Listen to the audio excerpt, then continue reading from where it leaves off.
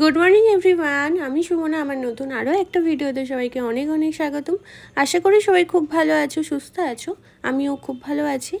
কালকে যেমনটা তোমাদের বলেছিলাম, আমরা কালকে সন্ধ্যাবেলা চলে এসেছি চেরাপুঞ্জিতে, আর শহরাতে আছে একটা হোমস্টে নিয়ে। আজকে সকালবেলা ঘুম থেকে উঠে পড়েছি, খুব বেশি সকালে উঠিনি, একটু বেলাই হয়ে গেছে, ঘুমিয়ে পড়েছিলাম আর কি।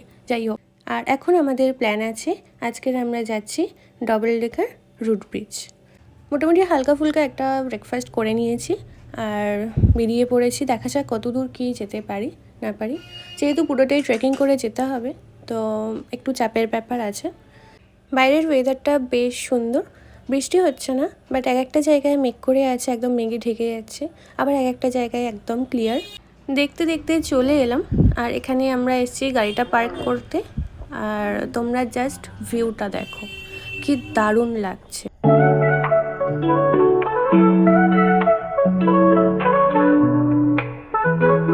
এখান থেকে আমরা গাইড নিলাম, আর ও গেছে জল টল কিনতে, তো সেগুলো কিনে আনলে শুরু করবো ট্রেকিং।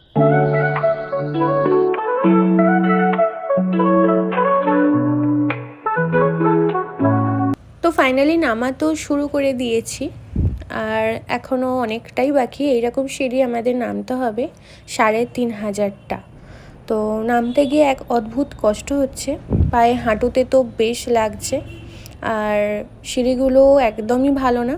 আর ভিডিও করে করে তো নামা জাস্ট অসম্ভব একটা ব্যাপার। আর প্রচণ্ড পরিমাণে গরম, শরীর খুব ডিহাইড্রেট হয়ে যাচ্ছে। তো যতটা পারছি জল খাচ্ছি, আর যেখানে একটু ঠান্ডা ঠান্ডা কিছু দেখতে পাচ্ছি তো সেটাও খাচ্ছি। দেখা যাক কতটা কি যেতে পারি।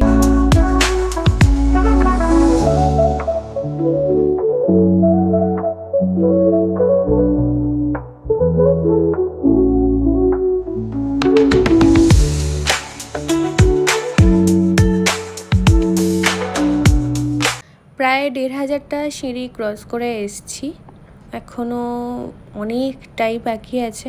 এখানে একটু দাঁড়িয়ে আছি, ভীষণ কষ্ট হচ্ছে, সামনেও বসে আছে। আর যারা নামবে তারা মেন্টালি প্রিপেয়ার হয়েই নামবে, কারণ সত্যি বলছি অদ্ভুত একটা কষ্ট। বেশ আরও কয়েকটা সিঁড়ি আসার পরে আমরা ফাইনালি চলে এসেছি এখন single root bridge. Single root bridge আসতে গেলে পুরোপুরি 2000টা সিঁড়ি ক্রস করতে হবে।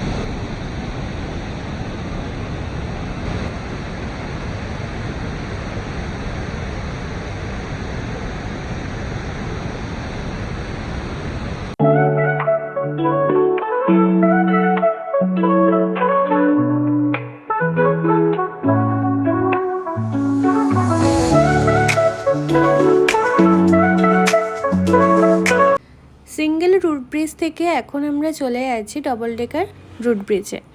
এখান থেকে প্রায় এখনও 1500টা সিঁড়ি আছে।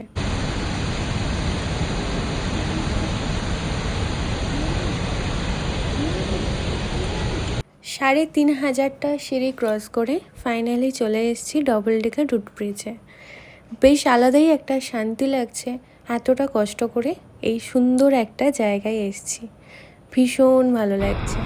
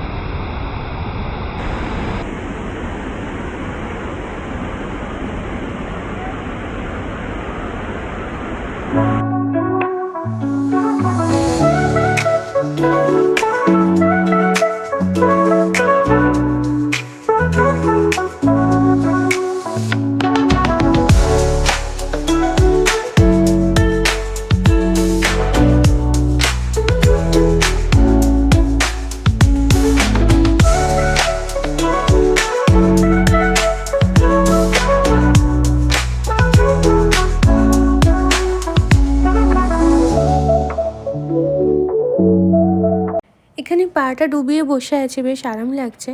আর নিচে দেখছি ছোট্ট ছোট্ট সব মাছ পায়ে এসে আর কুটকুট করছে।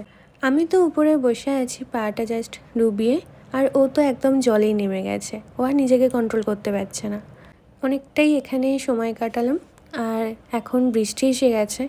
জাস্ট কি বলবো, মারাত্মক লাগছে। আর আমরা এই দোকানটা এসে ম্যাগি, কফি এইসব খাচ্ছি আর উপভোগ করছি এই ওয়েদারটা।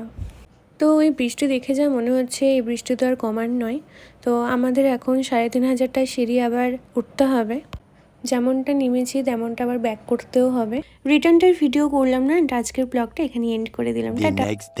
Good morning everyone. কালকে রাতে জাস্ট আর শরীর দিচ্ছিল না, প্রচণ্ড পরিমাণে টায়ার্ড হয়ে গেছিলাম। ৩,৫০০টা সিঁড়ি ব্যাক করার পরে আমি ছিলাম না, অসম্ভব কষ্ট হচ্ছিল। আর সেই পরিমাণে বৃষ্টি, তো ভিডিও করার কোনো পরিস্থিতি ছিল না। জাস্ট হোমস্টেতে এসেছি, ডিনার করেছি, শুয়ে পড়েছি। আজকে সকাল সকাল ঘুম থেকে উঠেছি, আর আজকের আমাদের প্ল্যান আছে চেক আউট করে নেব হোমস্টে থেকে, আর আস্তে আস্তে নিচের দিকে নামবো।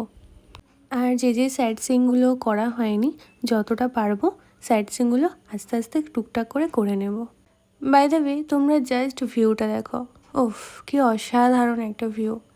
আমার তো মেঘালয় একবার ঘুরে হয়নি, আমি আবার আসবো খুব তাড়াতাড়ি। এবারে হাতে টাইমটা খুব কম আছে, তো তাড়াতাড়ি বাড়ি ফিরতে হবে, যার জন্য এবারের মতো চলে যাচ্ছি। আবার আসবো খুব তাড়াতাড়ি। এখন একটুখানি ফ্রেশ হয়ে আমরা চেক আউট করে বেরিয়ে যাব, আর ভিডিওটা এখানেই এন্ড করে দিচ্ছি।